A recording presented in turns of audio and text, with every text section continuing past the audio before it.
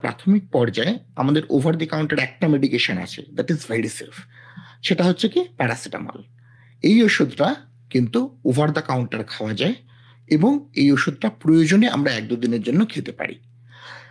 কিন্তু সমস্যাটা হচ্ছে দোকানে গেলে আমরা সবসময় প্যারাসিটামল কিন্তু খুব পাওয়ারফুল ওষুধ নয়, খুব দুর্বল ওষুধ।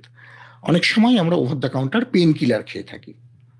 যেগুলো কিন্তু শরীরের জন্য ক্ষতিকর এবং সেক্ষেত্রে কয়েকটা জিনিস গন্ডগোল হতে পারে। ১ নম্বর হচ্ছে স্টমাকের গন্ডগোল, অর্থাৎ যেখানে পাকস্থলীতে ইভেন ফুটো হয়ে যাওয়ার চান্স থাকে। ২ নম্বর হচ্ছে কিডনির সমস্যা, অর্থাৎ এখান থেকে কিন্তু কিডনি ড্যামেজ হওয়ার চান্স থাকে এবং তৃতীয়ত কিছু, কিছু পেইন কিলার আছে যাতে কিন্তু কার্ডিওভাস্কুলার ডিজিজ অর্থাৎ হার্টের রোগও হতে পারে। আরো একটা গুরুত্বপূর্ণ কথা যেটা আমি খুব ইম্পর্টেন্টলি এখানে স্ট্রেস করতে চাইবো সেটা হচ্ছে স্টেরয়েড। আমরা প্রচুর পেশেন্টকে দেখেছি বা প্রচুর রোগীকে দেখেছি হয়তো ডাক্তারবাবু স্টেরয়েডটা লিখেছিলেন ২ সপ্তাহের জন্য বা ১ সপ্তাহের জন্য।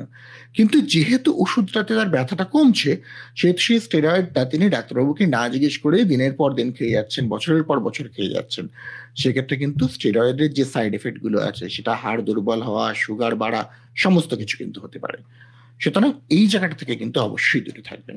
প্যারাসিটামলের সাইড এফেক্ট অন্যান্য ওষুধের তুলনায় কম এবং ৩ গ্রামের নিচে যদি আমরা প্যারাসিটামল খাই, অর্থাৎ সবসময় এটা আমাদের বই অনেক সময় ৪ গ্রাম বলে কিন্তু আমরা ইউজুয়ালি ৩ গ্রামটাই ফলো করি। ৩ গ্রাম বা ৪ গ্রামের নিচে যদি প্যারাসিটামল খাওয়া হয় এটা কিন্তু তুলনায় অন্যান্য ব্যথার ওষুধের থেকে অনেক সেফ। কিন্তু হ্যাঁ, ডেফিনিটলি যদি আমরা প্যারাসিটামল খুব বেশি ডোজে খাই সেক্ষেত্রে কিন্তু আবার লিভার খারাপ হওয়ার সম্ভাবনা একটা রয়েছে।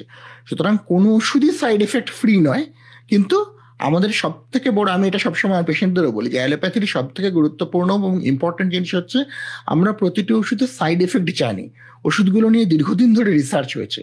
সুতরাং এই ক্ষেত্রে আমরা আগে থেকেই সেটা পেশেন্টদের বলতে পারি যে হ্যাঁ এই সমস্যাটা হলে আপনাকে এইটা করতে হবে।